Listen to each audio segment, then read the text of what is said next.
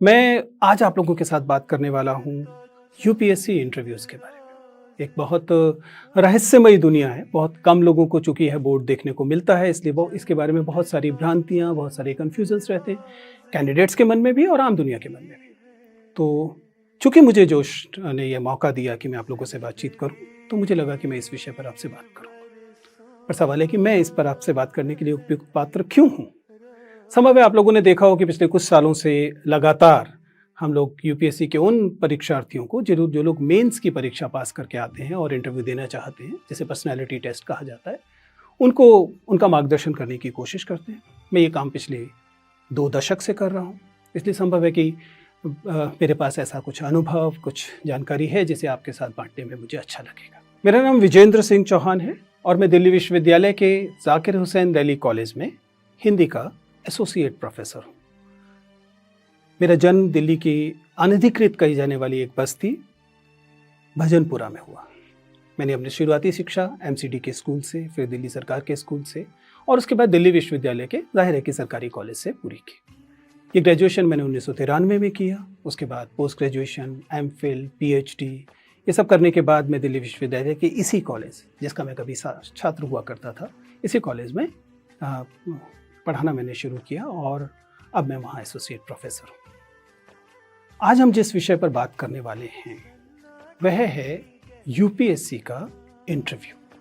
आप सभी जानते हैं कि यूपीएससी की जो सिविल सेवा की परीक्षा है उसके कई चरण होते हैं।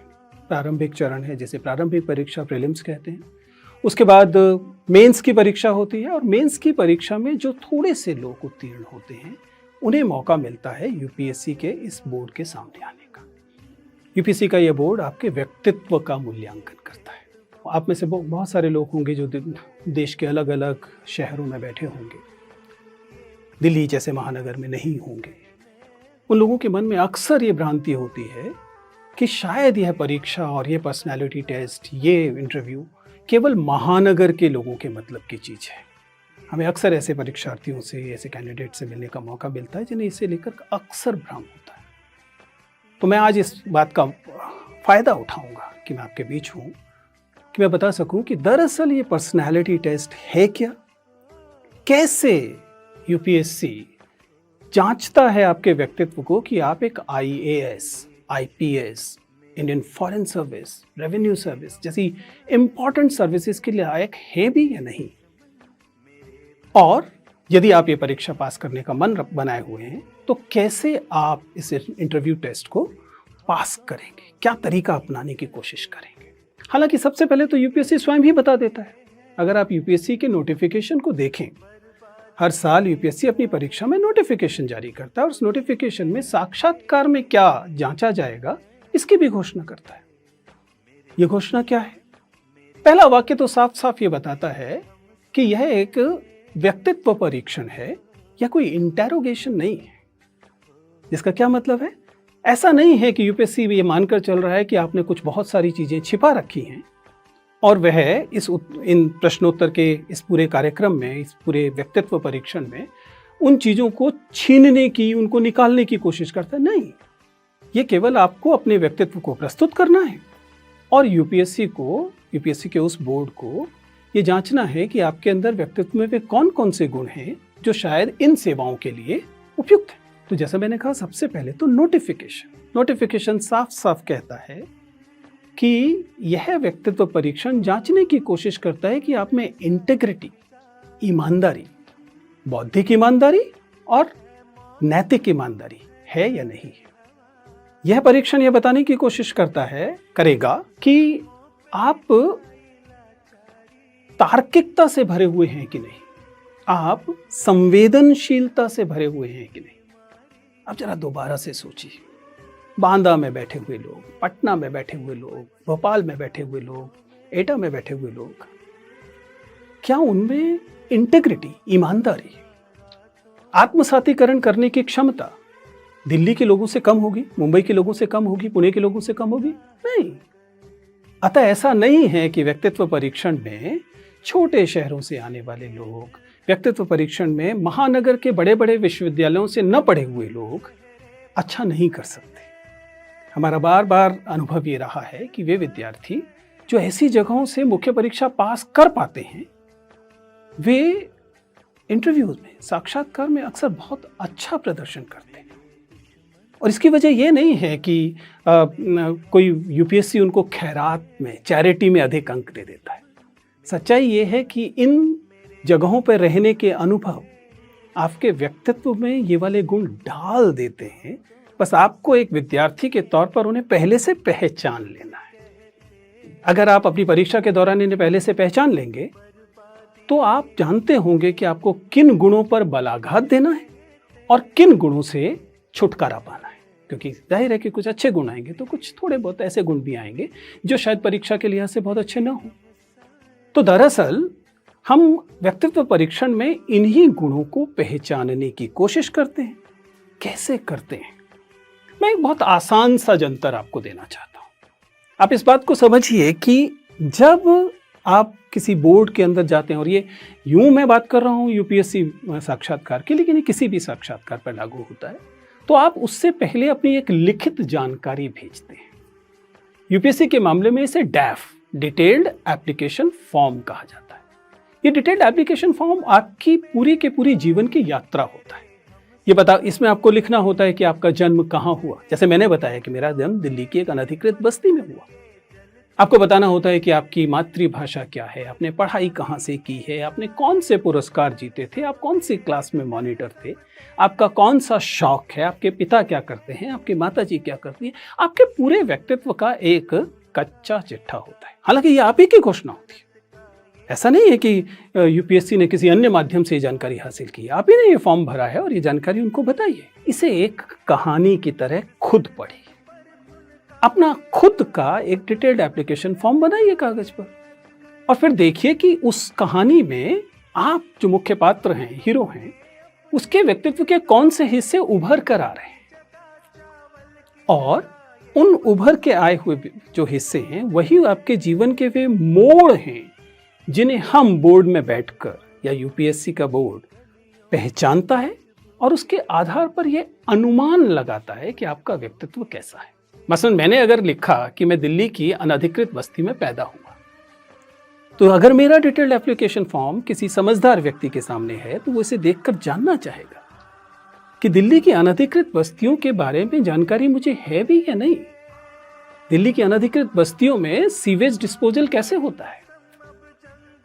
ये सवाल आपको अगर मान लीजिए यूपीएससी के बोर्ड में पूछा जाए तो आपको अचानक हवा से टपका हुआ सवाल लगेगा, लेकिन दरअसल है नहीं, क्योंकि ये उसी आवेदन पत्र से निकल रहा है जिसमें मैंने घोषणा की है कि मैं दिल्ली की अनधिकृत बस्ती में पैदा हुआ, वहां बढ़ा। बस यही तो करना होता है।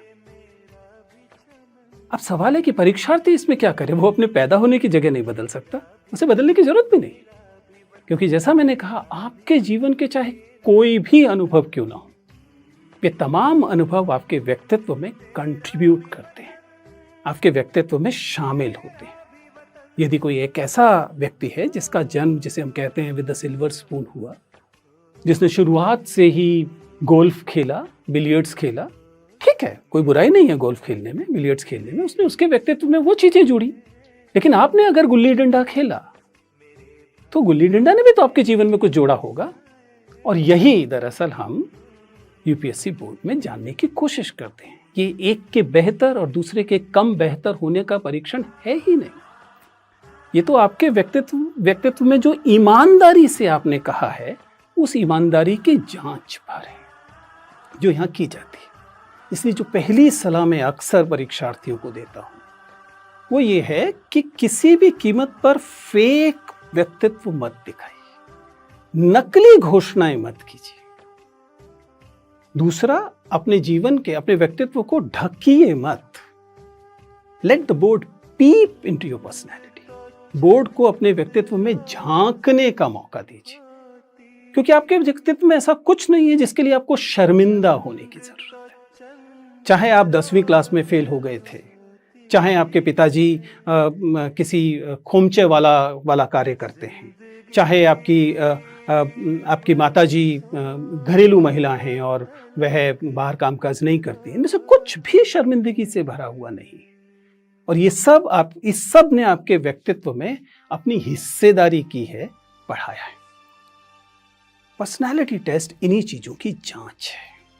तो पहला सूत्र यह है कि अपनी पर्सनालिटी को नकली मत बनाइए, जो है उसे ईमानदारी से सामने रखिए। अब अगला सवाल यह है कि सामान्यतः उस तनाव की सेटिंग में, जब आप एक बड़े से कमरे में भेज दिए गए हैं और आपके सामने बैठा हुआ व्यक्ति ऐसा व्यक्ति है जिसकी उम्र 60-65 साल है, जिसने अपने पूरा करियर एक बड़े अधिकारी के तौर पर या एक पुलिस अधिकारी के तौर पर या एक सेना अधिकारी के तौर पर या एक एकेडमिक व्यक्ति के तौर पर बिता लिया है, उसकी ध्यान से देखती आंखों से आप परेशान न हो, तनाव में न आ जाएं, एक खुशमिजाज, एक अच्छे तार्किक संवेदनशील व्यक्ति की तरह अपने आप को दिखा पाएं, इसके लिए आपको क्या करना चाहिए? मेरी सलाह बहुत साधारण है। मैं आपसे इस समय बात कर रहा हूं। आपसे बात करते समय मैं भी चिल्ला सकता था, चीख सकता था। बहुत बार विद्यार्थियों को ये लगता है कि एक्सट्रोवर्ट होना, बहुत खुलकर बोलना आपके व्यक्तित्व का बहुत शानदार गुण है। सच्चाई ये है कि ना तो एक्सट्रोवर्ट होना ना ही इंट्रोवर्ट होना व्यक्तित्व का अच्छा या बुरा गुण है। ये दोनों महत्वपूर्ण गुण हैं। तो ये मजबूरी है, साक्षात्कारकर्ताओं की मजबूरी है कि उन्हें भाषा में बात करनी पड़ती है। अगर उनके पास ऐसा कोई तरीका हो जो बिना बात किए आपके व्यक्तित्व के बारे में पता लगा सकें, तो वो शायद आपसे बात ही ना करें। अगर कल को ऐसी कोई मशीन आ जाए जो आपको स्कैन करे और पता लग जाए कि आपका व्यक्तित्व क्या है, तो किसी इंटरव्यूअर की जरूरत ही नहीं। लेकिन चूंकि अब ये वैसी मशीन नहीं है, इसलिए हमारे पास एकमात्र तरीका बात करने का है।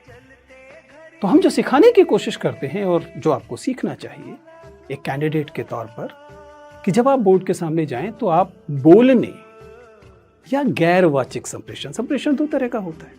एक वाचिक संप्रेषण बोलने वाला, आप कैसे बोलते हैं, और दूसरा गैर वाचिक संप्रेषण, आपकी आंखें क्या बोलती हैं, आपके हाथ क्या बोलते हैं, पूरा जिसे आप बॉडी लैंग्वेज कह सकते हैं, उससे आप क्या संप्रेषित करते हैं। आपको इसका भी ध्यान रखना पड़ता है।